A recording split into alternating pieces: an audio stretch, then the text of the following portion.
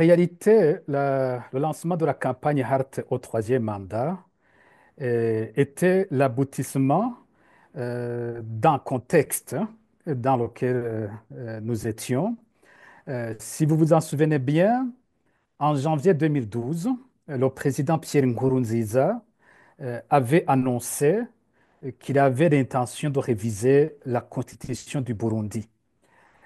Ici, je vais vous dire que pendant 2 semaines, il n'y avait pas eu de commentaires sur cette déclaration du président.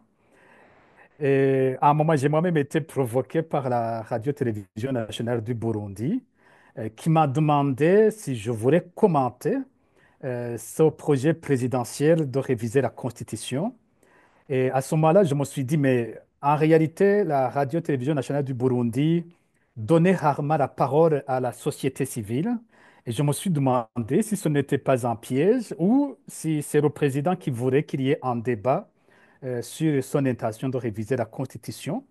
Euh, j'ai accepté l'invitation de la télévision, de la radio-télévision nationale. J'ai invité certains médias privés pour que ma parole ne soit pas tronquée.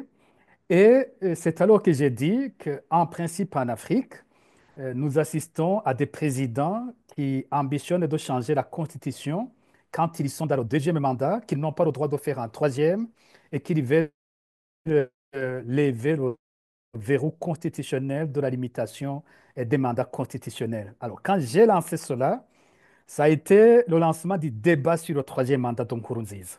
Et pendant des mois, nous avons continué à débattre de cela dans les médias, la société civile, l'opposition politique, différents autres acteurs de la vie nationale ont exprimé leur opposition au projet du troisième mandat de Nkurunziza. En, en octobre 2013, si je ne me trompe pas, le Conseil des ministres a annoncé que le projet de révision de la Constitution avait passé au Conseil des ministres et qu'il allait être envoyé au Parlement. En 2014, Nkurunziza a échoué à faire passer son projet de révision de la Constitution dans un Parlement qu'il dominait, où il avait une très large majorité. Alors là, le débat sur le troisième mandat a encore pris de l'ampleur, y compris dans le camp même du président, puisque en novembre 2014, des officiers, des généraux issus de l'ancienne rébellion du sein de DFTD, donc des proches de Nkurunziza, ont écrit au président pour s'opposer à son troisième mandat. Mais pour limiter les dégâts, lui, le président, il a limogé deux généraux ex-FDD qui étaient très impopulaires, le général Adolphe Nshimirimana et Alain Guillaume Bunyoni, pour apaiser la tension. Mais ça n'a pas réellement pris puisque d'autres acteurs de la société ont continué à s'opposer. Nous avons eu une grande réunion, un atelier au Parlement vers la fin de 2014, où tous les acteurs s'opposaient, encore une fois, à majorité contre le troisième mandat. Et il y a eu l'évêque, l'archevêque de Gitega, qui en décembre s'est prononcé sur la question et qui a dit que nous n'étions pas des esclaves, que nous devions nous opposer à ce genre de dirigeants qui veulent piétiner la Constitution et que s'ils le faisaient, ils étaient en train de faire des Burundais des esclaves. C'est de là qu'est venu d'ailleurs le mot d'ordre de la campagne contre le troisième mandat, quand nous disons Sindhu Muja, ça veut dire je ne suis pas esclave, nous ne sommes pas des esclaves de Nkurunziza. Et en janvier 2015, la société civile a structuré alors ce combat, cette lutte contre la volonté de Nkurunziza de piétiner la Constitution et l'accord d'Arusha. Et c'est alors que nous avons lancé la campagne Hart au troisième mandat. Nous avons écrit à Nkurunziza, nous l'avons averti que s'il osait continuer vers le troisième mandat, nous allions appeler la population à protester de manière pacifique, mais que la population elle-même allait protester contre le troisième mandat. Et c'est ce qui s'est passé le 26 avril 2015, quand des milliers et des milliers de Burundais sont descendus dans la rue pour dire non au troisième mandat de Nkurunziza. Voilà, en bref, j'ai sauté plusieurs autres étapes quand des membres du CNDD-FDD, des cadres du parti, se prononcent également contre le troisième mandat et se déclarent frondeurs Euh, il y a eu l'épisode du chef du renseignement d'Nkurunziza, le général Godefroid Niyombare, qui a écrit une note confidentielle au président qui l'a averti que s'il continuait vers le troisième mandat, il allait créer le chaos et qu'il allait isoler le pays sur la scène internationale. Donc c'est un président qui était en face de toute une société qui s'opposait à son projet, mais qui voulait y aller à tout prix, ce qu'il a fait et qui a causé une situation catastrophique pour le Burundi. La situation, donc, depuis que le CNDD-FDD était au pouvoir depuis 2005, nous avions observé une évolution qui s'aggravait, une évolution de la situation des droits de l'homme qui s'aggravait d'année en année, de mandat en mandat. Au premier mandat d'Nkurunziza de 2005 à 2010, il y avait des cas emblématiques des militants du parti CNR qui avaient été tués à Muyinga, l'assassinat de l'activiste anticorruption Ernest Manirumva en 2009. Il y avait C'était eu ouais, c'était euh, FNL, hein, c'était FNL. Oui, FNL. C'était des militants du FNL qui avaient été tués à Muyinga en 2006. Il y a eu l'emprisonnement de l'ancien président Domitien Daïzé et son ancien vice-président et d'autres politiciens qui étaient accusés de coup d'État en 2006 et le coup d'État s'est avéré faux. Et il y a eu beaucoup d'autres violations.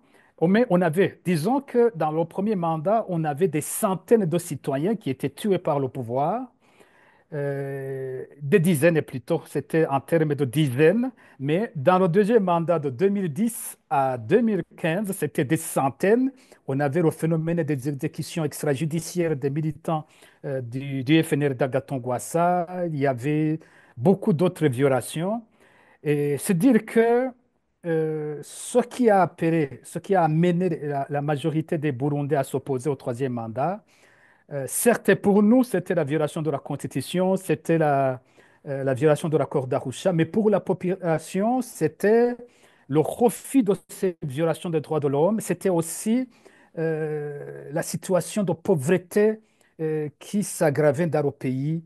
Les gens disaient, mais on en a marre, il faut qu'il y ait un changement, qu'il y ait un autre président, parce que celui-ci a échoué. Nous avons toléré les 10 ans, on ne va pas tolérer d'autres années. Malheureusement, ce que la population a redouté, c'est ce qui est finalement arrivé après 2015. En réalité, la plus grande surprise pour le régime Nkurunziza a été de constater le niveau de résilience du peuple burundais, notamment à travers ses actions de la société civile et même de la presse. Parce que Nkurunziza a profité de la répression pour écarter tout ce qu'il considérait comme des menaces à son régime ou des groupes d'oppression. C'est alors qu'il a radié les principales organisations de défense des droits de l'homme. Il a également radié les médias, les principales radios indépendantes du pays.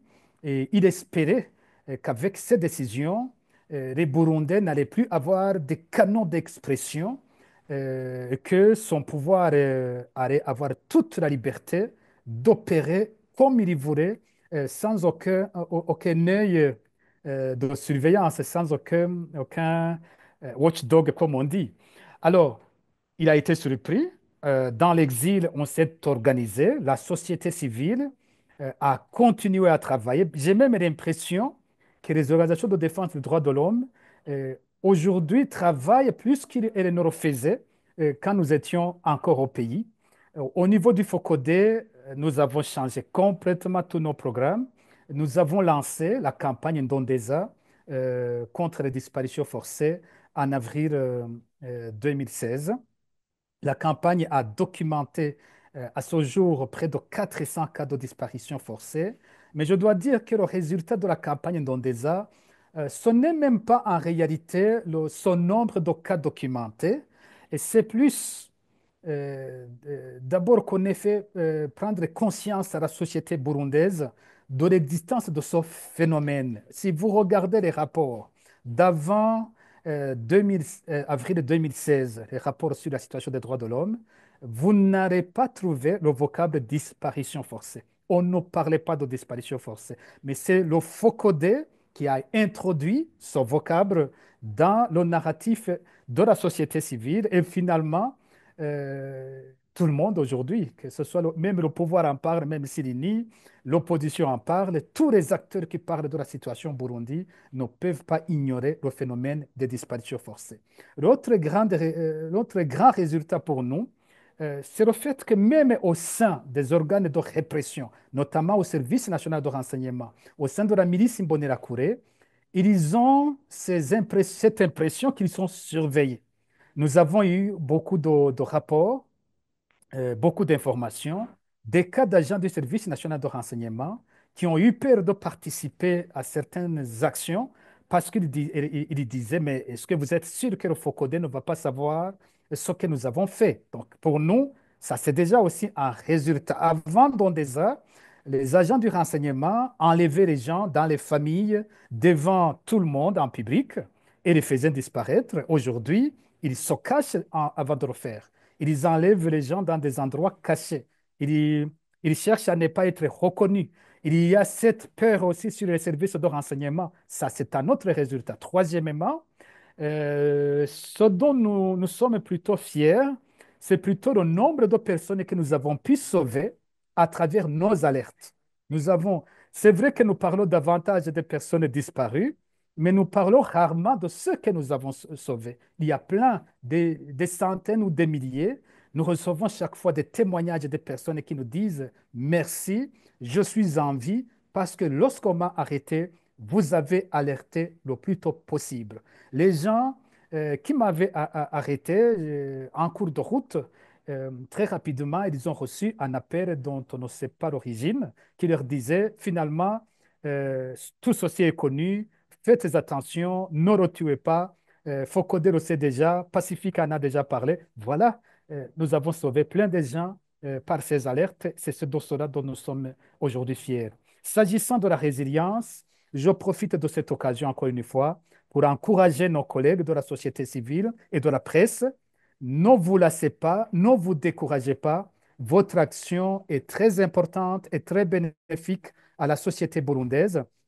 Et au Burundais, je les rappelle à garder le courage. Nous savons la situation difficile dans laquelle se trouve le peuple burundais depuis le troisième mandat. Même après la disparition de Nkurunziza, le Burundi continue à souffrir. Je dis courage au peuple burundais. Nous devons rester résilients. Nous devons résister à cette dictature.